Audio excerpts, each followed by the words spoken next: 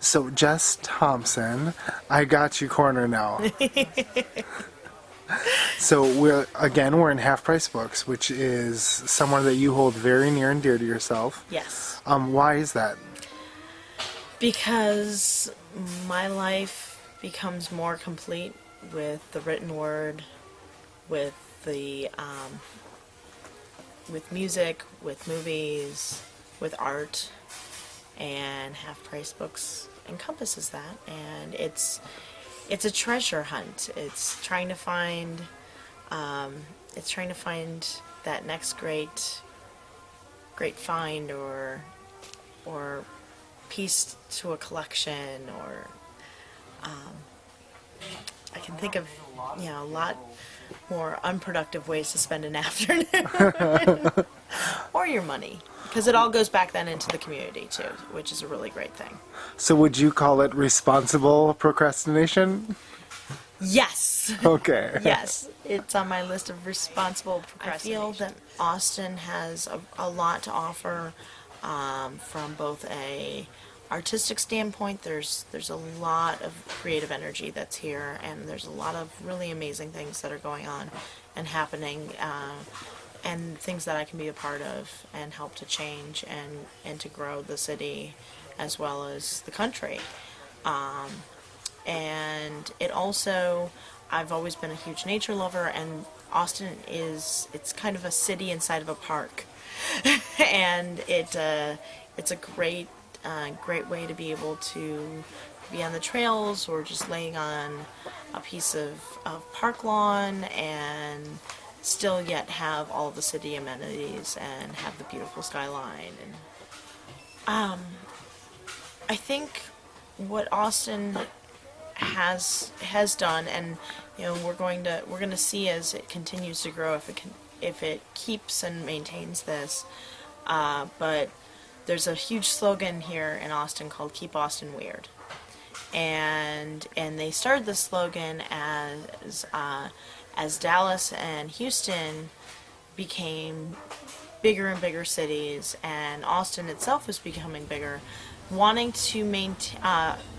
Houston and Dallas, no offense to them, because they're great, wonderful cities that have a lot to offer for both the state of Texas as well as the United States, but they became these corporate machines and have a lot of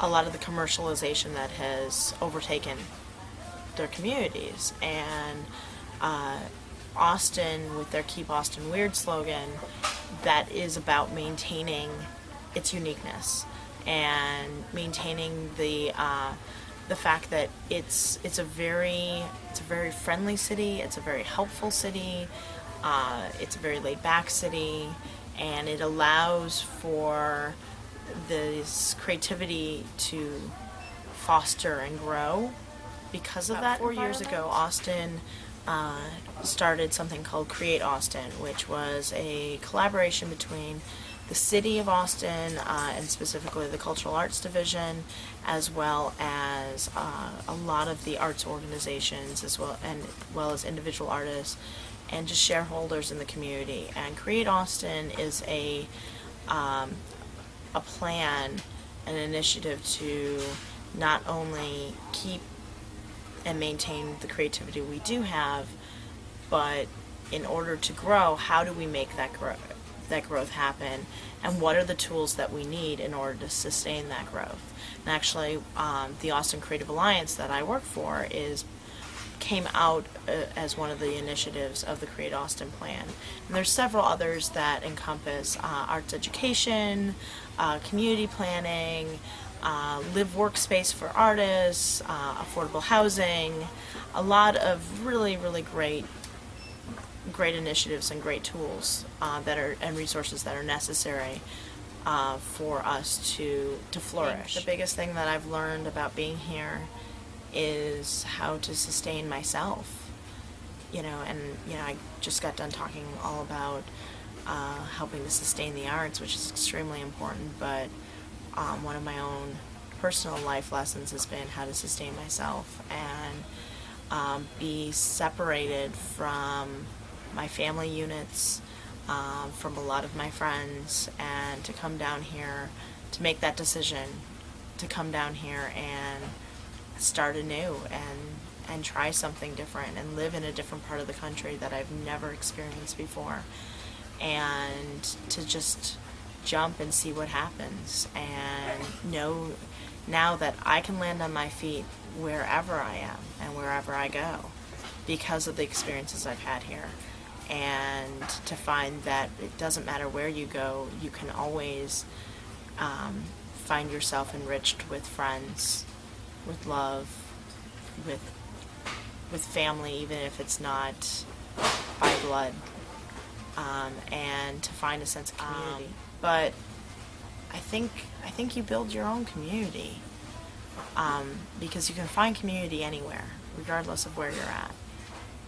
And it's, you know, if it's an urban setting and you're living in some huge high rise that maybe none of your neighbors talk to one another, it's finding community and a sense of neighborhood at the corner coffee shop or the neighborhood grocery store, or even a place like Half Price Books. There's so many different elements.